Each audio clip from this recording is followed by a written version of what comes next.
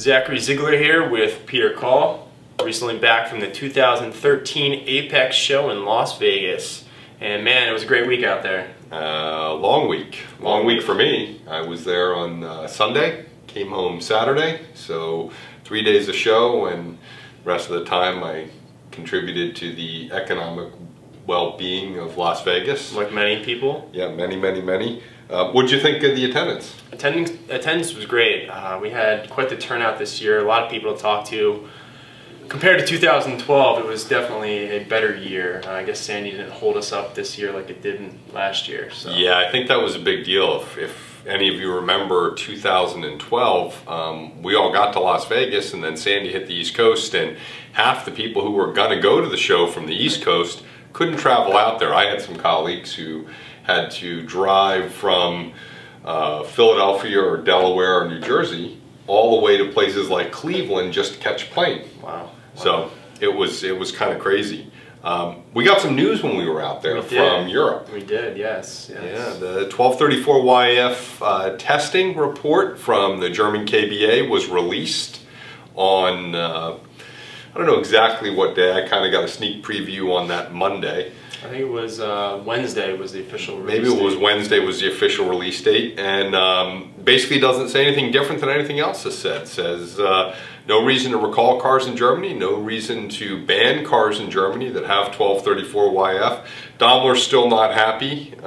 They say that 1234YF does not meet their very high safety standards. However, the rest of the automakers seem to be fine with it. There's some upcoming meetings, one next week and then one in December, I think. And also, don't know if you saw this, but the European Commission sent a letter to the German government saying, hey, we're not happy with your explanation on why you guys went away from 1234YF when that was approved. So it looks like things are going to come to an end. Well, that's good for Europe. How's that affect us here in the United States? Well, really doesn't have much of an effect at all here in the U.S. other than as vehicle manufacturers are required to comply in Europe.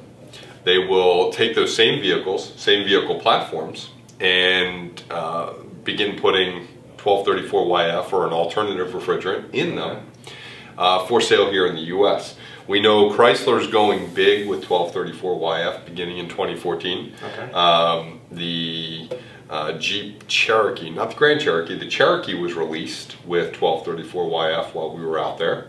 So that's for sale now, that new 9-speed automatic transmission they have. And that really was kind of the big news of the show for us. But, sure, you know, we do live in a little bit of a fishbowl. We do, indeed. Yeah. So, did you go over to SEMA? I did not make it to SEMA, no. I was at SEMA on Friday. I had to work, unfortunately. My boss is a real stickler. Oh, that's right. Sorry. I went to SEMA on Friday. And guess what SEMA was? What was that? A mass of people. Wow. Well, it's expected. Right.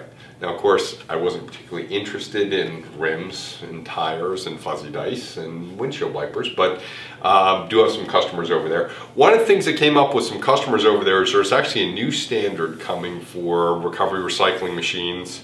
Not really going to get into it too much, but I think it'll be beneficial to the shop owners when it's all said and done.